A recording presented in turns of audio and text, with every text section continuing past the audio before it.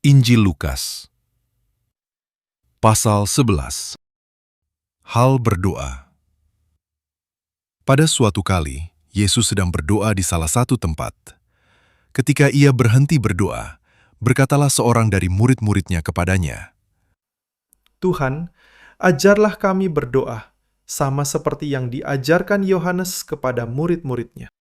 Jawab Yesus kepada mereka, Apabila kamu berdoa, katakanlah, Bapa, dikuduskanlah namamu, datanglah kerajaanmu, berikanlah kami setiap hari makanan kami yang secukupnya, dan ampunilah kami akan dosa kami, sebab kami pun mengampuni setiap orang yang bersalah kepada kami. Dan janganlah membawa kami ke dalam pencobaan. lalu katanya kepada mereka, Jika seorang di antara kamu pada tengah malam pergi ke rumah seorang sahabatnya dan berkata kepadanya, Saudara, pinjamkanlah kepadaku 3 roti, sebab seorang sahabatku yang sedang berada dalam perjalanan singgah ke rumahku, dan aku tidak mempunyai apa-apa untuk dihidangkan kepadanya.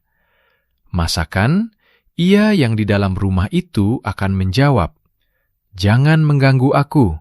Pintu sudah tertutup, dan aku serta anak-anakku sudah tidur.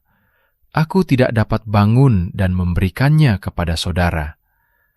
Aku berkata kepadamu, sekalipun ia tidak mau bangun dan memberikannya kepadanya, karena orang itu adalah sahabatnya, namun karena sikapnya yang tidak malu itu, ia akan bangun juga dan memberikan kepadanya apa yang diperlukannya.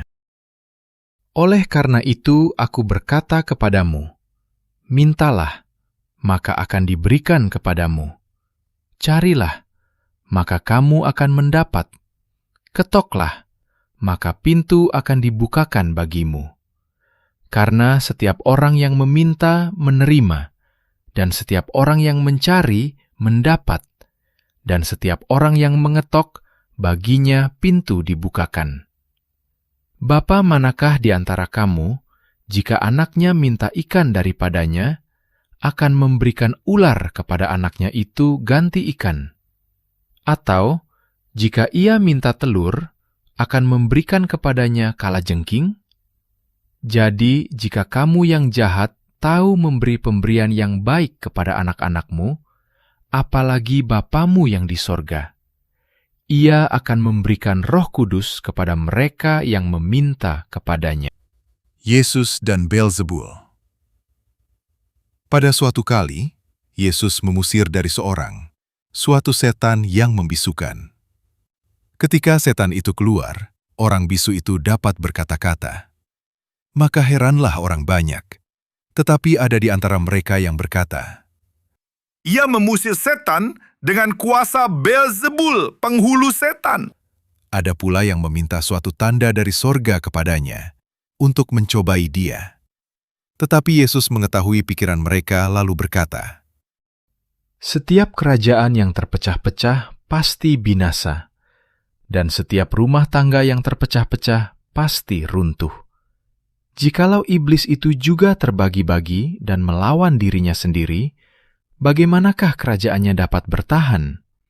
Sebab kamu berkata bahwa aku mengusir setan dengan kuasa Beelzebul. Jadi, jika aku mengusir setan dengan kuasa Beelzebul, dengan kuasa apakah pengikut-pengikutmu mengusirnya?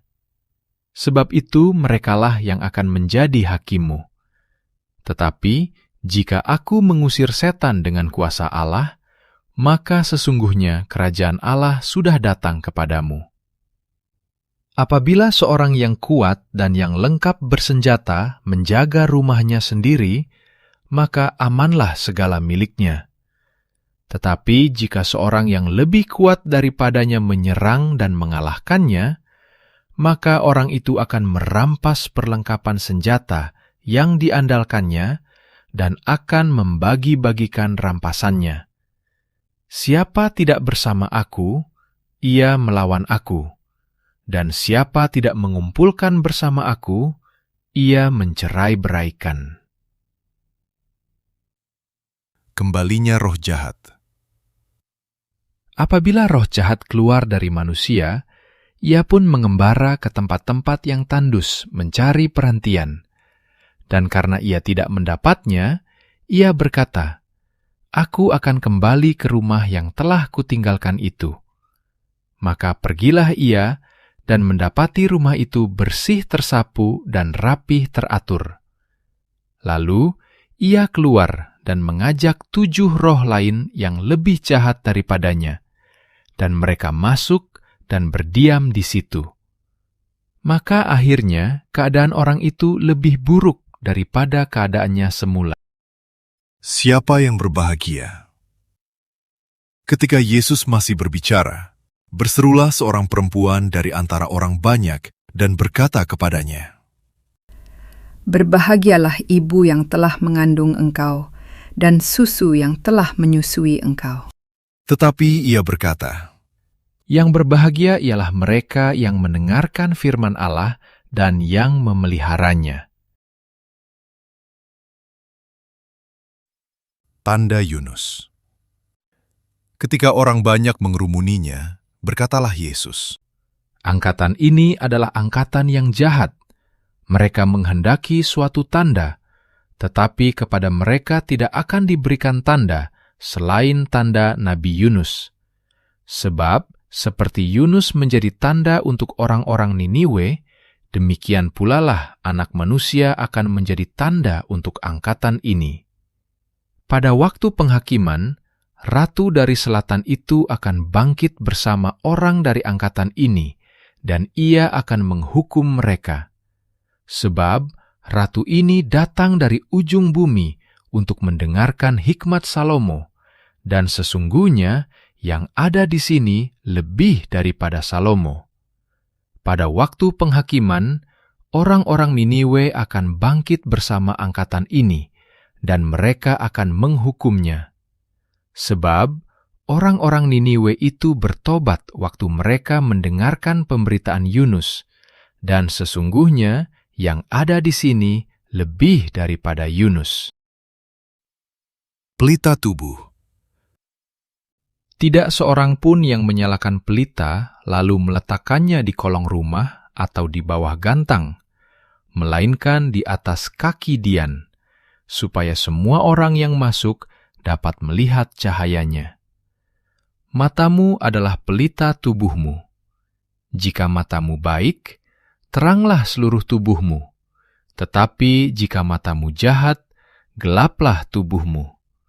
Karena itu, perhatikanlah supaya terang yang ada padamu jangan menjadi kegelapan.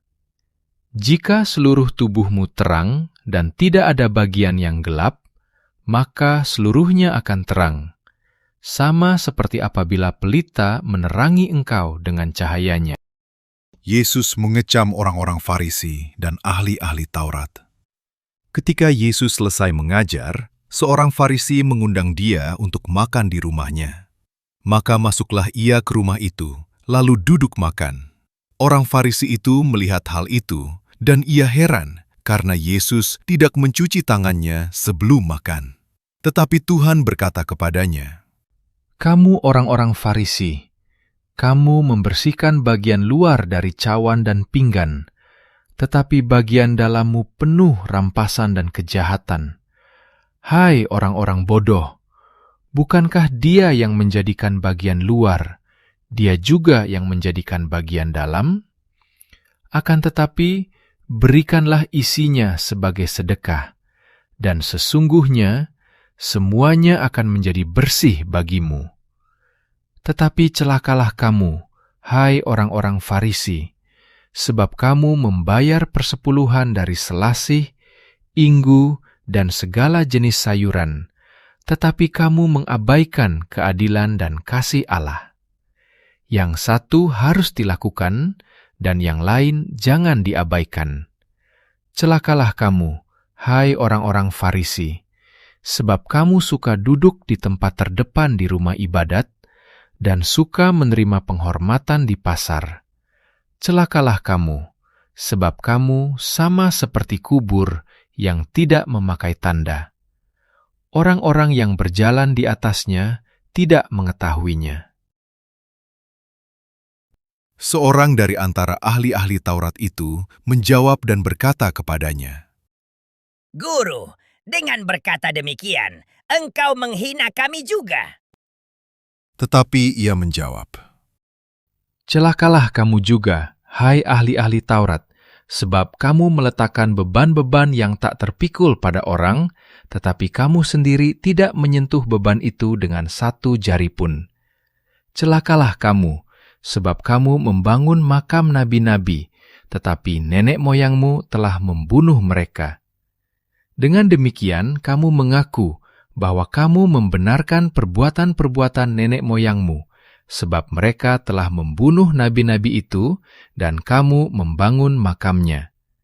Sebab itu hikmat Allah berkata, Aku akan mengutus kepada mereka nabi-nabi dan rasul-rasul, dan separuh dari antara nabi-nabi dan rasul-rasul itu akan mereka bunuh dan mereka aniaya, supaya dari angkatan ini dituntut darah semua nabi yang telah tertumpah sejak dunia dijadikan, mulai dari darah Habel sampai kepada darah Zakharia yang telah dibunuh di antara mezbah dan rumah Allah. Bahkan, aku berkata kepadamu, semuanya itu akan dituntut dari angkatan ini. Celakalah kamu, hai ahli-ahli Taurat, sebab kamu telah mengambil kunci pengetahuan. Kamu sendiri tidak masuk ke dalam, dan orang yang berusaha untuk masuk ke dalam, kamu halang-halangi. Dan setelah Yesus berangkat dari tempat itu, ahli-ahli Taurat dan orang-orang Farisi terus-menerus mengintai dan membanjirinya dengan rupa-rupa soal. Untuk itu mereka berusaha memancingnya, supaya mereka dapat menangkapnya berdasarkan sesuatu